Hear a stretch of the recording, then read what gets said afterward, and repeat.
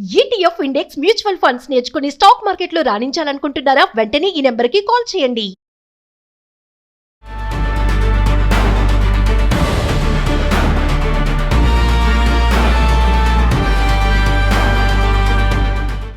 రోజుల పాటు జరిగిన పార్లమెంటు వర్షాకాల సమావేశాలు నిరవధికంగా వాయిదా వేస్తూ స్పీకర్ ప్రకటన చేయడం జరిగింది. సాంప్రదాయం ప్రకారం స్పీకర్ ముగింపు సమావేశాన్ని ఉద్దేశించి ఉభయ సభలను ఉద్దేశించి ప్రసంగించాల్సి ఉన్నప్పటికీ కూడా పార్లమెంట్లో సభ్యుల సహకారం లేకపోవడంతో ఈ నిరవధిక వాయిదా నిర్ణయాన్ని తీసుకున్నారు. ముఖ్యంగా కీలకమైన బిల్లులు, ప్రజలపైన ప్రభావితం చేసే బిల్లులు ప్రవేశపెడుతున్న నేపథ్యంలో ప్రతిపక్షాలు ఒక నిరసనను తెలియజేసే పద్ధతులు కాకుండా పార్లమెంటును స్తంభింపజేస్తూ పార్లమెంటులో చర్చ జరగకుండా బిల్లులు ఆమోదం పొందే విధంగా చేయటం చాలా బాధాకరం.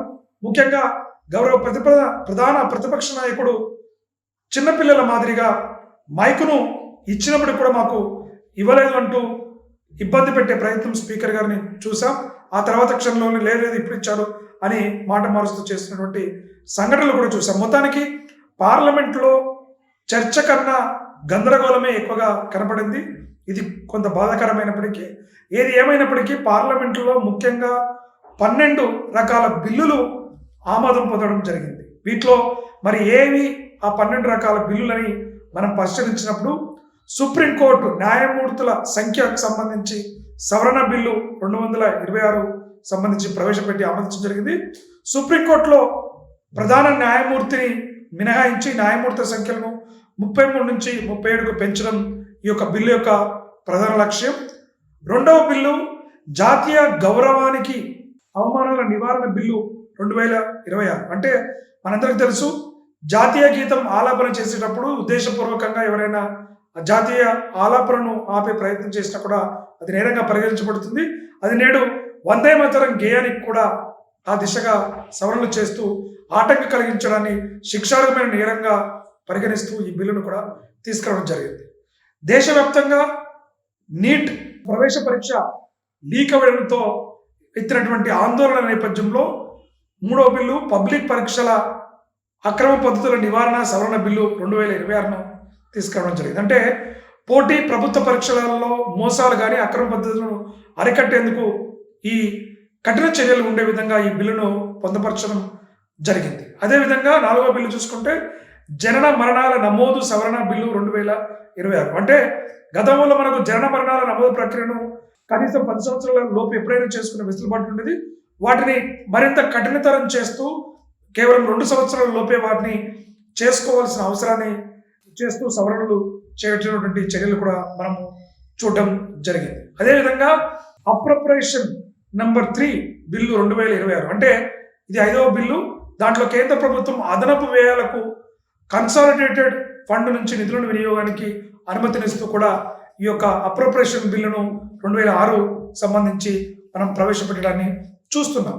అదేవిధంగా అత్యంత ప్రాముఖ్యమైనటువంటిది అంటే మనకందరికీ తెలుసు, ఎంఎస్ఎంఈ సెక్టర్ అనేటువంటిది అభివృద్ధి సవరణ బిల్లు.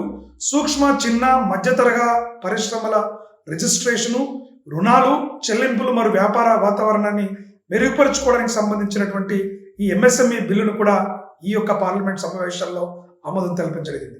7వ బిల్లు చూసుకున్నట్లయితే బ్యాంకర్ బుక్స్ ఎవిడెన్స్ బిల్ 2026. అంటే డిజిటల్, ఎలక్ట్రానిక్, క్లౌడ్ ఆధారిత బ్యాంకింగ్ రికార్డులను న్యాయపరమైన సాక్ష్యాలుగా గుర్తించడం కోసం ఈ బిల్లును తీసుకురావడం జరిగింది. అదేవిధంగా 8వ బిల్లు చూసుకున్నట్లయితే టాక్సేషన్ అండ్ అదర్ లాస్ సవరణ బిల్లు 2026. అంటే మనకు పన్నుల వ్యవస్థలో కొన్ని మార్పులు, విదేశీ పెట్టుబడిదారులు మరియు కంపెనీలకు సంబంధించిన పన్ను నిబంధనల్లో మార్పులకు సంబంధించినటువంటి ఈ బిల్లు కూడా మనకు 8వ బిల్లుగా మనం చూడవచ్చు. 9వ బిల్లు చూసుకున్నట్టయితే కేరళ రాష్ట్రం యొక్క పేరు మార్పు 2026. కేరళ పేరు రాష్ట్ర అధికారిక పేరును కేరళ నుంచి కేరళంగా మార్చడం కూడా జరిగింది. ఇక 10వ బిల్లు కనుక చూసుకున్నట్లయితే నేషనల్ కోఆపరేటివ్ డెవలప్మెంట్ కార్పొరేషన్ సవరణ బిల్లు 2026. సహకార రంగానికి సంబంధించినటువంటి ఎన్సిడిసి ద్వారా మరింత విస్తృతమైన ఆర్థిక అభివృద్ధిని సహాయాన్ని అందించడం కోసం ఈ బిల్లులు కూడా చేయడం జరిగింది. 11వ బిల్లు చూసుకున్నట్లయితే ట్రిబ్యునల్ సంస్కరణ బిల్లు. అంటే ట్రిబ్యునల్ నియమాలు, పరిపాలన స్వతంత్రత మరియు పనితీరును మెరుగుపరచడానికి ఈ నేషనల్ ట్రిబ్యునల్ కమిషన్ ఏర్పాటు చేయడం జరిగిందనమాట.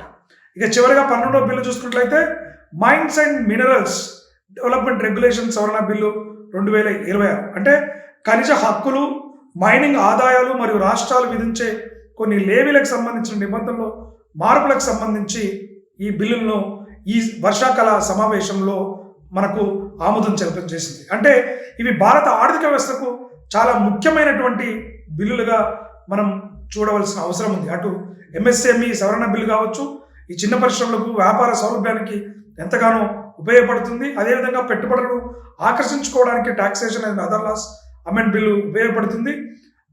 Mine and minerals amend bill కూడా మనకు కేంద్ర రాష్ట్ర ఆర్థిక సంబంధాలకు, ఖనిజ ఆదాయాలకు సంబంధించింది కూడా అత్యంత కీలకమైనదిగా చెప్పుకోవచ్చు. బ్యాంకర్స్ బుక్స్ ఎవిడెన్స్ బిల్లు కూడా ఈ బిల్లులో అత్యంత ప్రధానమైనదిగా చూడొచ్చు. డిజిటల్ బ్యాంకింగ్, ఆర్థిక రంగంలో ఉన్నటువంటి సాంకేతిక మార్పులకు అనుగుణంగా చట్టాన్ని మార్పులు చేయడం కూడా చూశారు.